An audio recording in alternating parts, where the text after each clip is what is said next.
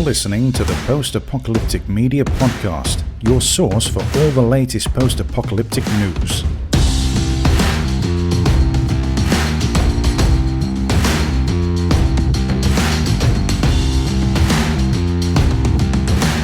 Welcome back, everyone, to this 93rd episode of the Post-Apocalyptic Media Podcast. I'm your host, Sean, senior editor here at Post-Apocalyptic Media, and 93 episodes. Can you believe it? We're almost at 100, that big 100. We're getting into triple digits. That is crazy. Yeah, crazy. So I'm excited. I'll have to think of something, to do for that. Maybe, I don't know. Maybe we'll have Derek back on for that. But we'll see. So this week, though, of course, I love to talk about the latest news, right? The latest post-apocalyptic media news.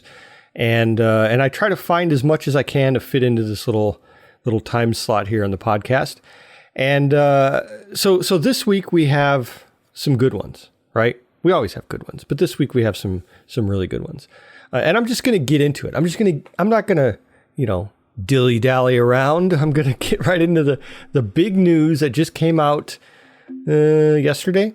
I mean, it unofficially came out yesterday, but it officially came out today as the time of me recording this. And that is The Last of Us, the HBO series, has a confirmed release date of January 15th.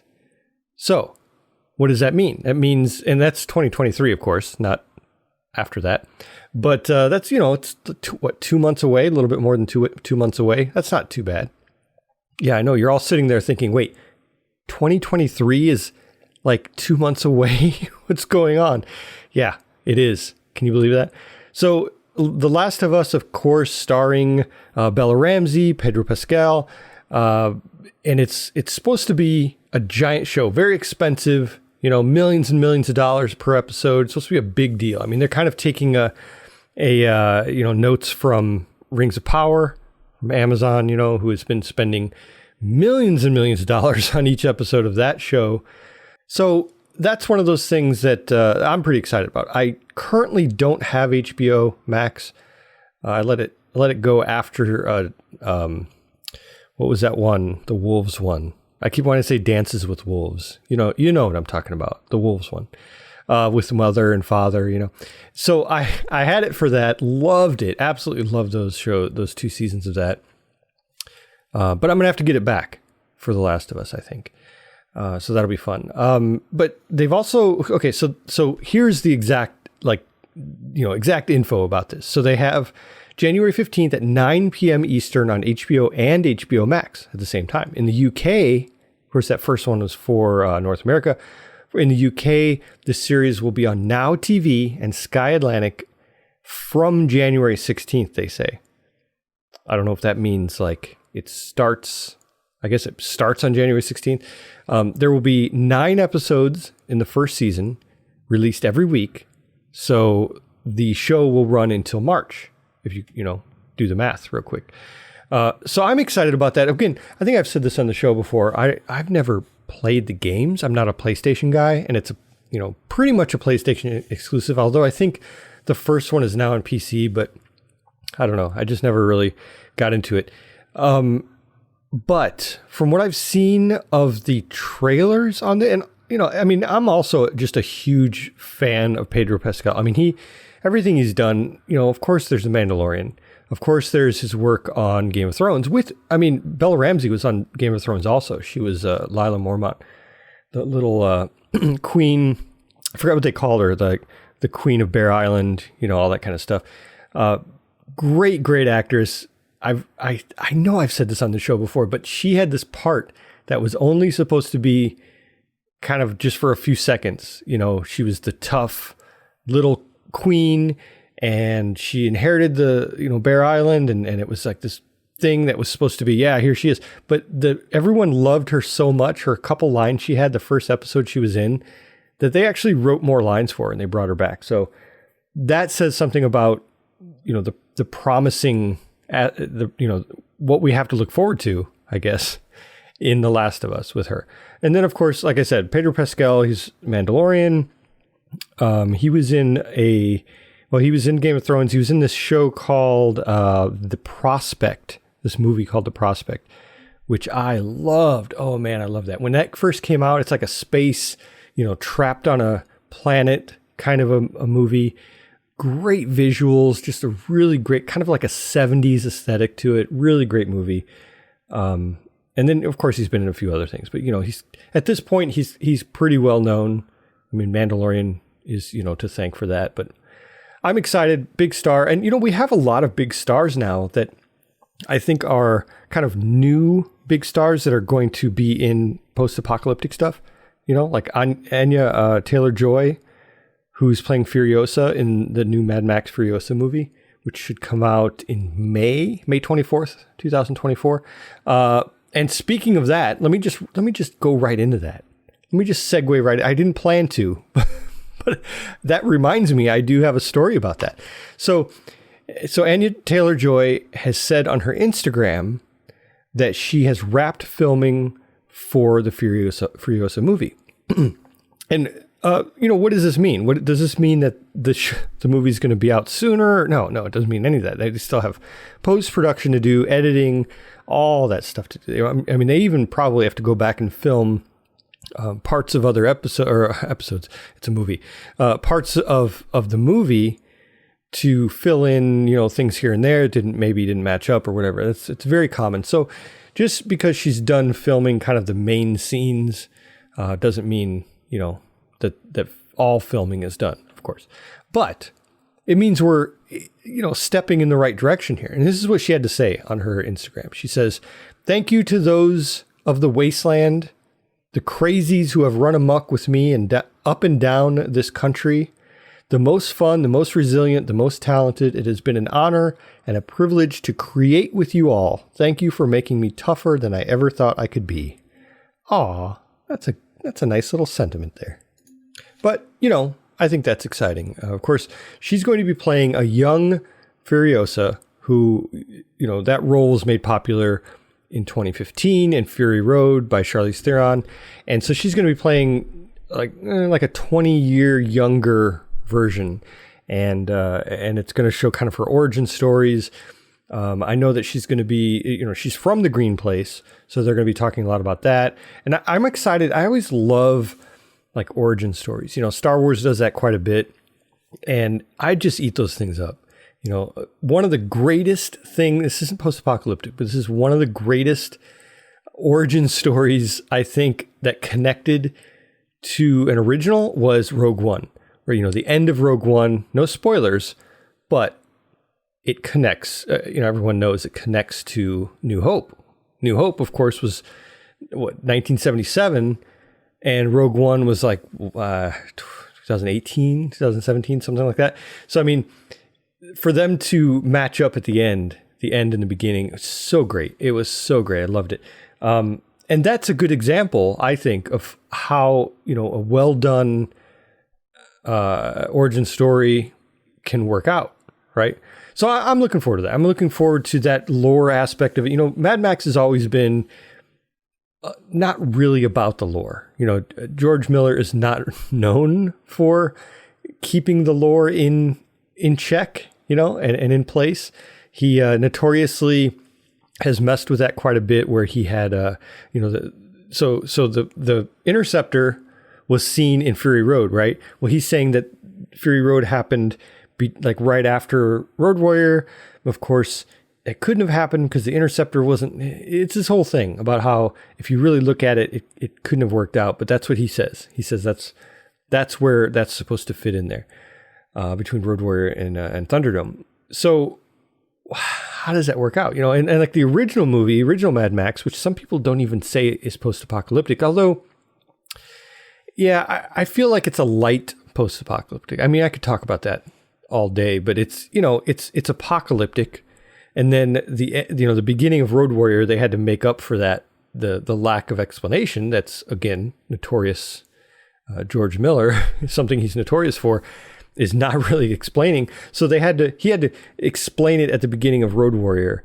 There was an apocalypse and there was a nuclear bomb and the bombs hit and all this stuff happened. But this guy's still looking for his wife. He's still, or not looking for his wife. We know what happened there. He's still mad about his wife. He's still mad about what happened to his wife and his child. And so here he is driving through the wasteland, and I guess I don't know. There's no radiation. I don't know.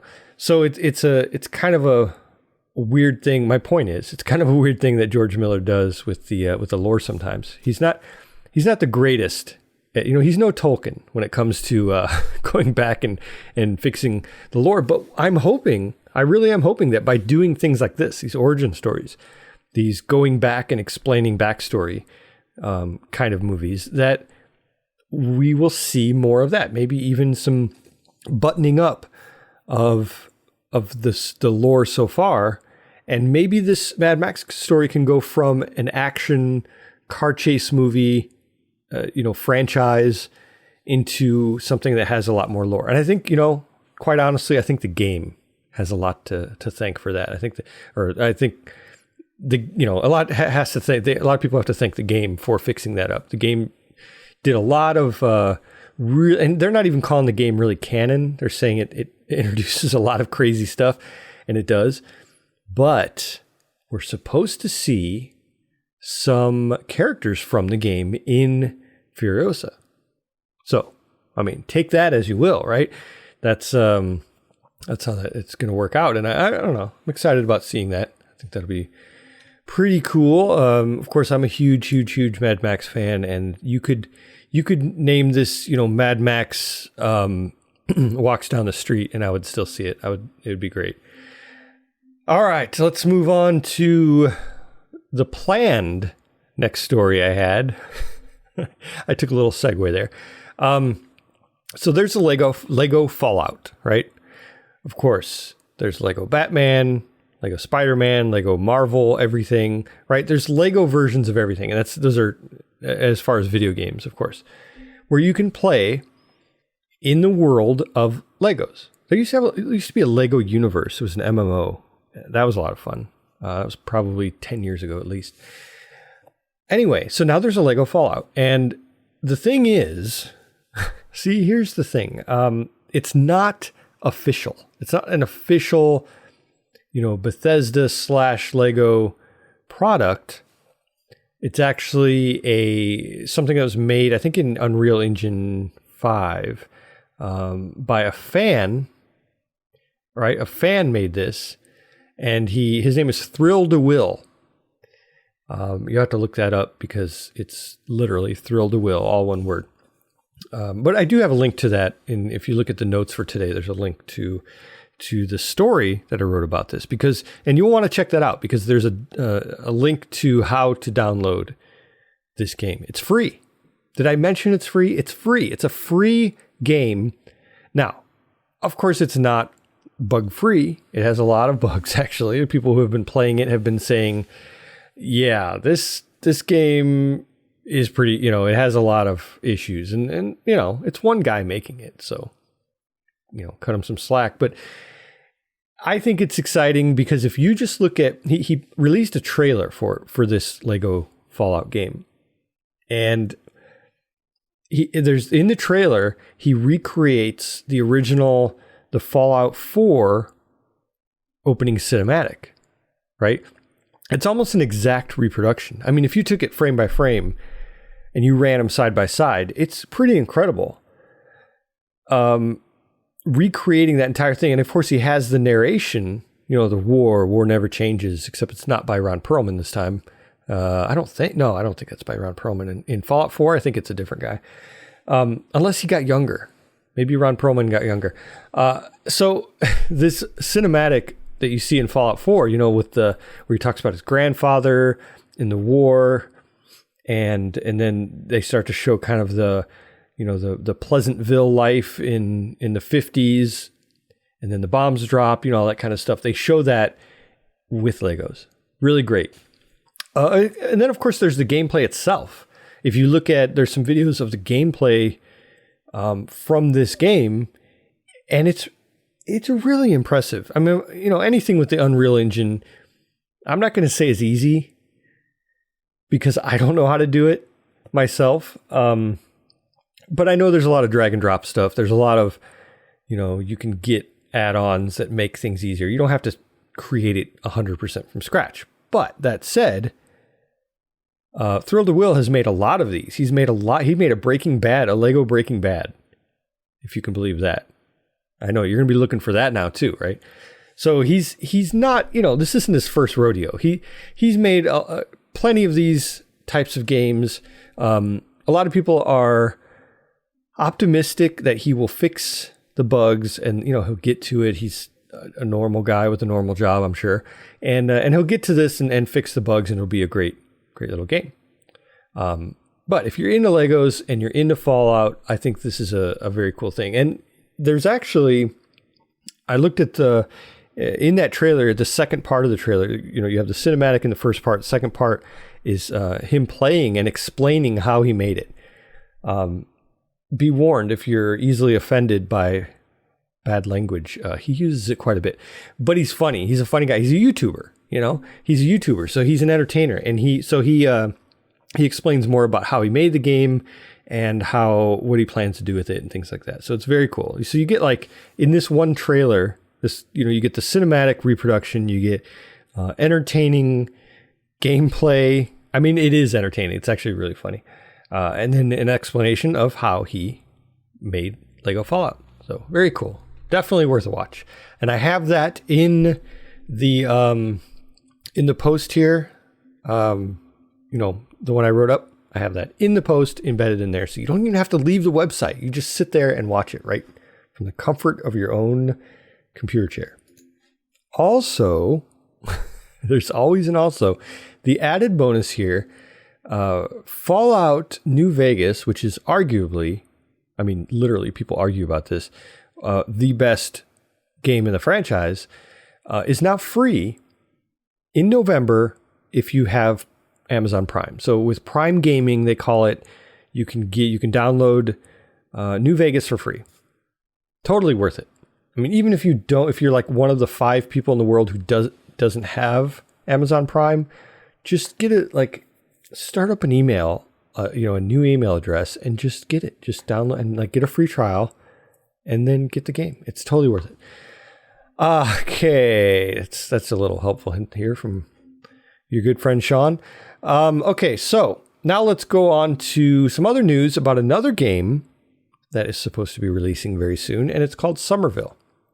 Somerville was announced a couple of years ago. I think in 2017, they made the studio, and they said that we're going to start working on this game that we've already been, planning up in our heads, and we're actually going to.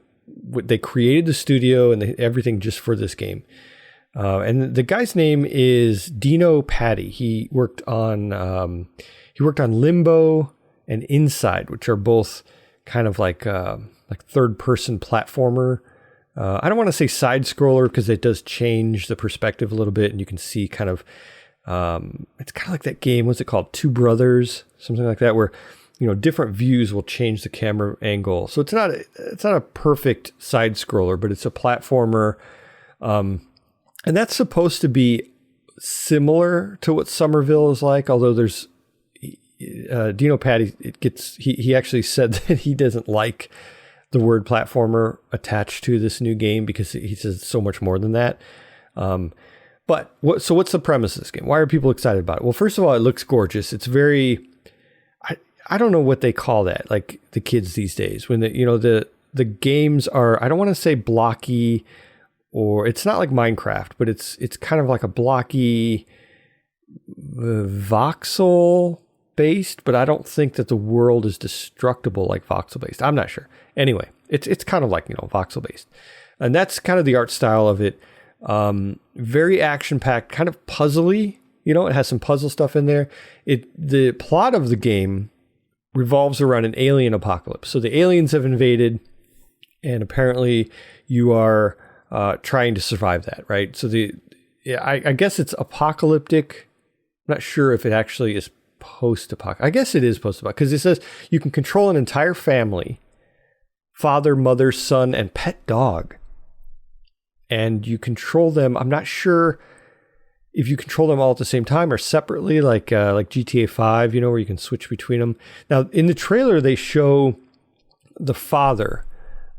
He's running. He goes down this waterfall, And so you don't really see the rest of the family. So I don't know if that's before he connects with the family or if he's separated from the family at that point. But it is pretty obvious that, at least at some point in the game, you're playing separately. So I don't know. It looks pretty cool. And the name of that studio is Jump Ship. I don't think I mentioned that. But Dino Patti and Chris Olsen. Chris Olsen, I think, is the one who actually came up with the idea for Somerville. And so they're working on that together. Very cool.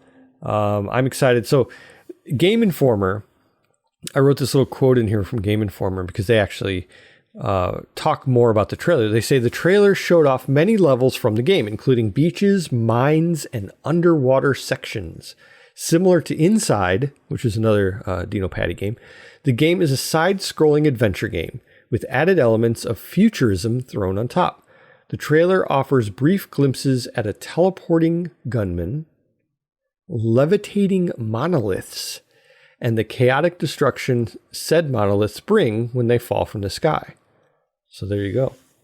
So it's a little paranormal with some adventure and some, it sounds like the apocalypse is in the middle of happening, probably.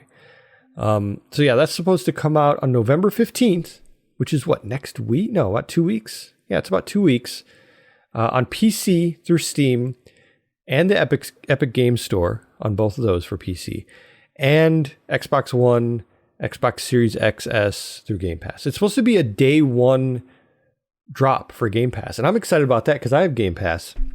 So I'll probably be streaming it. If you haven't watched me stream a game yet, oh, you're missing out. You are missing out. It is just, I mean, if you want to watch a video of someone not knowing what they're doing in a video game, that is exactly what you need to watch, is the Post-Apocalyptic Media Twitch channel. I usually link it in these notes. Every single episode is linked. So if you're one of those people who's like, hey, I love watching people not know how to play a game, and you love Twitch, I mean, that's everything right there. That's 100% of all of your wildest dreams coming true.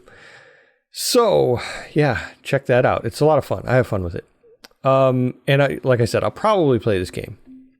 If not next week, then at some point. In 2 weeks, I guess. Then at some point in the future.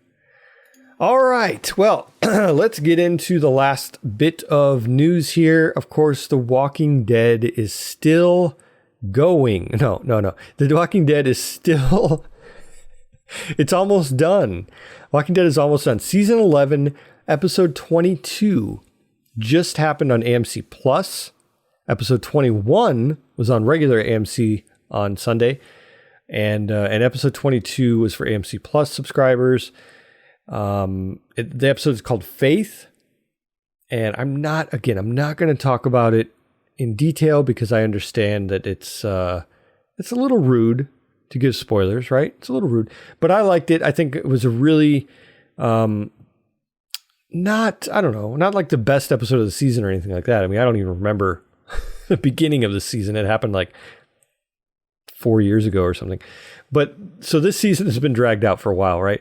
I would say in this last chunk, it was a really good episode. It tied a lot of stuff together. It kind of explained some things here and there. We have some closure. We have some, reunions, a lot of great stuff. It's a great, I think if you're, a big fan and you're kind of looking for, where's this season going? When are we going to see the end here? This is a good one for that. But what's even crazier is if you think about it. So this is episode 22. There's only 24 episodes in this last season. So what are they going to do? They have 2 episodes left. I just feel like they really have to, they have a lot of stuff they have to do in 2 episodes. And I don't know where they're going to leave it because with the comic books, of course, the comic books have Rick growing old. The very last frames of the comic books are old Rick and old Michonne, reminiscing on their life and their survival area that they survived the zombie apocalypse. So we're not going to see that. I mean, we might see that in the spinoff. There's a Rick and Michonne spinoff. Maybe we'll see that there. But as far as the main show, I mean, where are we at right now? We're in the Commonwealth. We have that stuff to deal with. We have all of the settlements are all taken over, right, by the Commonwealth. So no one really has a home anymore. So everyone's split up. You know, some groups are happy at the Commonwealth, even though it's full of creeps. Some groups are out exploring.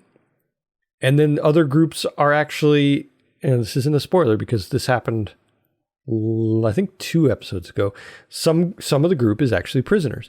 So we have these different sections that are getting together and trying to figure things out, right? So very, very cool where we're at right now. I just am excited to see. We have, I mean, not only 2 episodes, we have 2 hours left. You know what I mean? We have 2 hours left, if you think of it that way, to get everything together. Not even 2 hours. It's like 150, an hour and 50 minutes, something like that, because they take out a little bit. It's like an hour and 40 minutes. So yeah, it's crazy. It's crazy to think about that this, after 12 years, 11th season, this is going to end. And I don't know. I'm excited about the end. I'm not as sad as I probably should be, mainly because I think that it's time, you know. It will be sad to not see everyone together, but I think I'm not sad because everyone's going to have their own spinoff, right? Let's be honest. There's going to be a Daryl spinoff. There's going to be a Rick spinoff. Is there going to be a Mercer spinoff? I think we need that. So we'll see these people again, you know, and we've heard we're going to see Carol again, even though she's not going to be in the Daryl spinoff. They've said we haven't seen the last of her, so we'll see more Carol. We'll see more Daryl. We'll even see more Negan. Like it or not, we're going to see more Negan. I kind of tired of the guy, but you know, people love him. Anyway, we'll see more Maggie too. That's great. Yeah. So we're in exciting times right now. If you're a Walking Dead fan, a lot of stuff planned, a lot of stuff going on right now, and you're probably tired of hearing me talk about it. So there's always that. All right. So if you go to the website, there's actually more than what I've talked about, right? We have Chainsaw Man stuff. I don't know anything about Chainsaw Man, so I don't talk about it on the show because I feel like that would be fake. We have Handmaid's Tale stuff, right? We have actually, Stephanie does a review. Well, she does Chainsaw Man reviews, but she also does a review of season 5 of Handmaid's Tale. It's currently in season 5. The last one was episode 8 called Motherland, and she just did a review of that. Val writes up a lot of stuff too on when stuff is premiering, especially like the Chainsaw Man stuff and you know, upcoming shows, things like that. So there's a lot out there. Oh, and we also, of course, we have the book reviews by Tina. Tina is just a beast when it comes to reading and writing up reviews on these books. I don't know how she does it. I read like a page a day. When I read, it takes me forever. But she has one for a book called Pulse, Book 1, by B.A. Bellick. So check that out. And we also have like the YouTube Roundup. We have the Kickstarter. I haven't done it yet for this month, but I'm about to do the Kickstarter Roundup, where I'm going to list my top 10 Kickstarter projects that are happening for the month of November. This is literally like the highlight of my month, is writing these up. I love Kickstarter, and I go on there way too much, and I contribute way too much to Kickstarters, and so this is like a fun little way for me to write down some of my favorites and rank them, and 1 through 10. So it's a good time. We have fun here. So you have all that to look forward to. Of course, we also have other stuff on the site. We have the Apocalypse, which is a business directory for post-apocalyptic related stuff. I mean, books and like survival, stuff, right? I don't think I can say survival store. I don't know if that's accurate, but there's a lot of anything from survival to like post-apocalyptic media stuff, like books and comic books and writers. There's even like author page things. So you can go there. And if you are not a part of that, if you have a business that relates to post-apocalyptic anything or survival anything, you can actually contact us, and we'll put your listing up there, so you get it in the rotation, right? But aside from that, we have our calendar.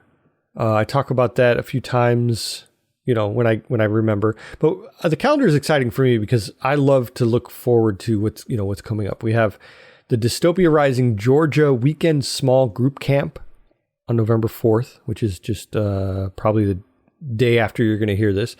November 9th, which is the next week, Aftermath. Aftermath's an immersion event. I should probably write an article about this. I'm the one who started Aftermath. Me. This guy right here. And I started in 2017, and then I said the next year, I said, you know what? I'm going to just give this to the guy who owns the land. It's a friend of mine who owns the land where we had the event. He did a lot of work for it.